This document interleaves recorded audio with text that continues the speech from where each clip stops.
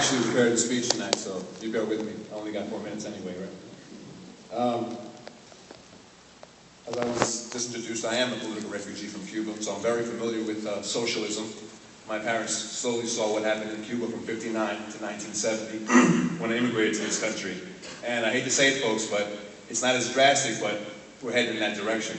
I'm currently an immigration lawyer in San Fernando. My website is don'tgetdeported.com. I also have that in Spanish, noseadeportado.com. My wife is a school teacher in North Hollywood, and we had 2 beautiful children. And when I heard that I was coming to speak to you all today, I was very excited because mainly the students, you guys are the future of this country, and there's something you need to know. We got a serious problem on our hands.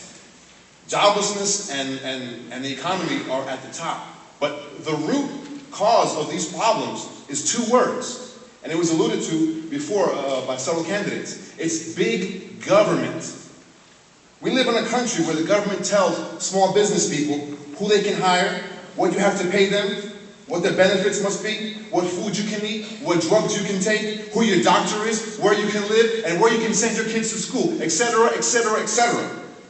All under the pretext that they're helping us with these laws and regulations. They're not helping us, folks. They're killing us. They're killing the human spirit. They're enslaving us. Just look around you outside. A quick example, you know those taco trucks where we all love to have tacos and eat? Well, they want to regulate that too. And guess what's going to happen? Tacos are going to be $5 a taco. And I've yet to know someone who's died at a taco truck. This is the Constitution of the United States of America. A document that may be far from perfect, but forms the foundation of modern democracy, not only in this country, but in the rest of the world. This document, together with the Declaration of Independence, is 40 pages long. This year's healthcare reform bill that just passed, 2,700 pages long. And nobody's read it. Nobody knows what's in it. That sounds crazy to me, folks. Last year, the government alone created 70,000 new pages of regulations. Now, Article 1, Section 8 of this Constitution tells you what powers Congress has, what it can rule and what it can't rule, make laws upon.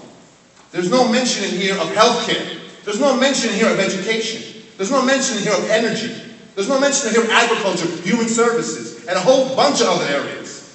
So where does the federal government get the authority to legislate and regulate? It just takes it. Because the politicians figure, you don't know the Constitution. And to a large extent, they're right. So one of my top priorities when I get to Washington will be to cut as much red tape and regulation as possible to make it easier for small businesses to operate and thrive and grow so they can start hiring people again. Also along those lines, I favor term limits for members of both houses, congressmen as well as senators. In my estimation, no congressman should serve more than 6 terms, that's 12 years. And no senator should serve more than 4 terms, that's 24 years. The gentleman I and Merlin are running against has been there 28 years.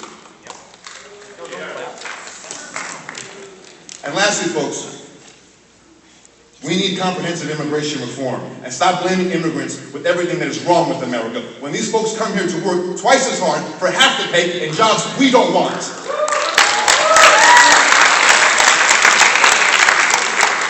And lastly, we need to stop meddling in the affairs of other countries and bring our men and women in uniform home.